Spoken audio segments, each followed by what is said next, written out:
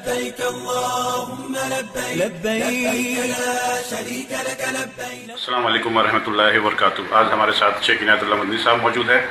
شیخ اگلا سوال ہے, کیا طواف دوسروں کے نام پہ کر سکتے ہیں؟ کیا طواف دوسروں کے نام سے کر سکتے ہیں؟ یہ مسئلہ میں سمجھتا ہوں کہ بہت زیادہ عام ہے حجاج کے یہاں, زائرین کے یہاں, کہ وہ طواف کرتے ہیں. طواف حج کا حصہ ہے, طواف عمرے کا حصہ ہے.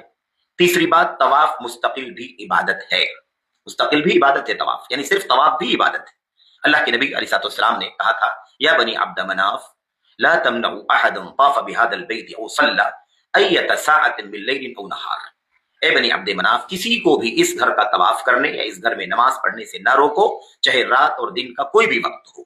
اس سے معلوم پڑتا ہے کہ اللہ کے نبی نے نماز کا ذکر کیا, نماز ایک مستقل عبادت ہے. ایسے طواف کا ذکر کیا تو طواف بھی ایک مستقل عبادت ہے. تو اتنی بات تو ثابت ہوتی ہے کہ طواف آدمی مستقل عبادت کے طور پر کر سکتا ہے, اور وہ ہے 7 شوط خانہ کعبہ کے لگانا, اور اس کے بعد 2 رکعت مقام ابراہیم کے پیچھے نماز پڑھنا. یہ مکمل طور پر ایک عبادت ہے. اب طواف علی الغیر جس کو کہتے ہیں, دوسرے کی طرف سے, کسی اور کی طرف سے طواف کرنا, طواف بدل. تو طواف بدل کا کوئی ثبوت کتاب و سنت کے اندر موجود نہیں ہے. طواف بدل کا ثبوت کتاب و سنت کے اندر موجود نہیں ہے. طواف ایسے ہی جیسے نماز ہے, جیسے ہم نمازی بدل کسی کی طرف سے نہیں پڑھ سکتے, ایسے ہی ہم طواف بدل بھی کسی کی طرف سے نہیں کر سکتے. اور یہ عبادت ہے بلا دلیل, اس میں کوئی چیز ہم نہیں کہہ سکتے, قیاس کی گنجائش نہیں ہے.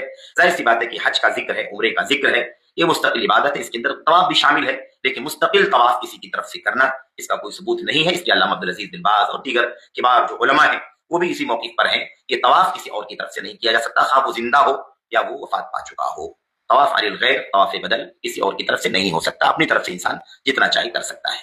اللہ اعلم. بھی اپنے سوال اس دیے گئے واٹس ایپ نمبر پر بھیج سکتے ہیں, اور ہماری اس سیریز کو زیادہ سے زیادہ شیئر کر کے اپنی بھی اصلاح کرے اور اپنے گھر والوں کی بھی اصلاح کرے.